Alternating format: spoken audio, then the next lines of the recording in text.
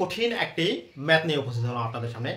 এই ম্যাথটি নিয়ে অনেকেই অনেক জটিলতার সম্মুখীন হন। আমাকে অনেকেই কমেন্ট বক্সে এবং ইনবক্সে নক দেন যে এই ম্যাথটি যদি সহজ করে দেওয়া যায়। প্রিয় শিক্ষার্থী, আজকে একদম সহজ করে এই ম্যাথটি করে দেবো।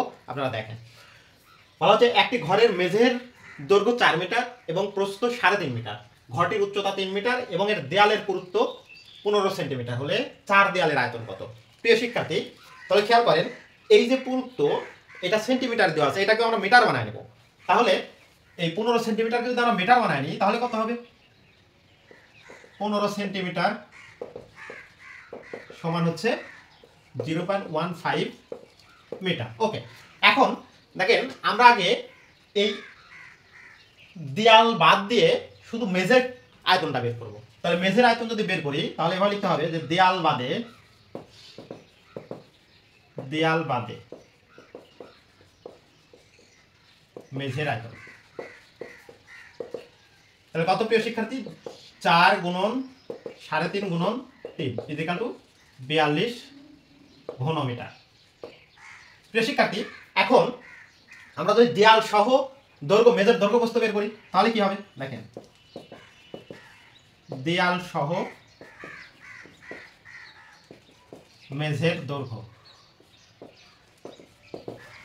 দেখেন দৈর্ঘ্য ছিল 4 মিটার আর দেয়াল ছিল হচ্ছে 0.15। এভাবে দুইটা দেয়াল, একটা ঘরে দৈর্ঘ্য বরাবর দুইটা দেয়াল থাকে, প্রস্থ বরাবর দুইটা দেয়াল থাকে, তাই 2 দ্বারা গুণ। যেহেতু দৈর্ঘ্য বরাবর দুইটা দেয়াল তাই 2 দ্বারা গুণ এত মিটার। তাহলে কত হচ্ছে প্রিয় শিক্ষার্থী?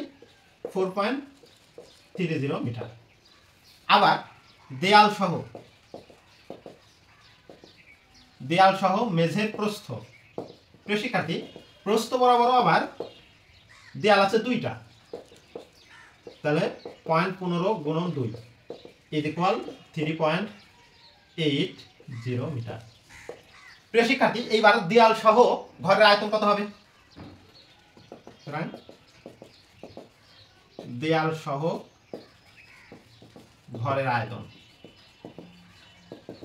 ইকুয়াল 4.3 গুণন 3.8 গুণন 3 ইকুয়াল 49.02 ঘনমিটার। প্রিয় শিক্ষার্থী, এটা হচ্ছে দেয়াল সহ আয়তন আর এটা হচ্ছে দেয়াল ছাড়া আয়তন। তাহলে শুধু দেয়ালের আয়তন কত?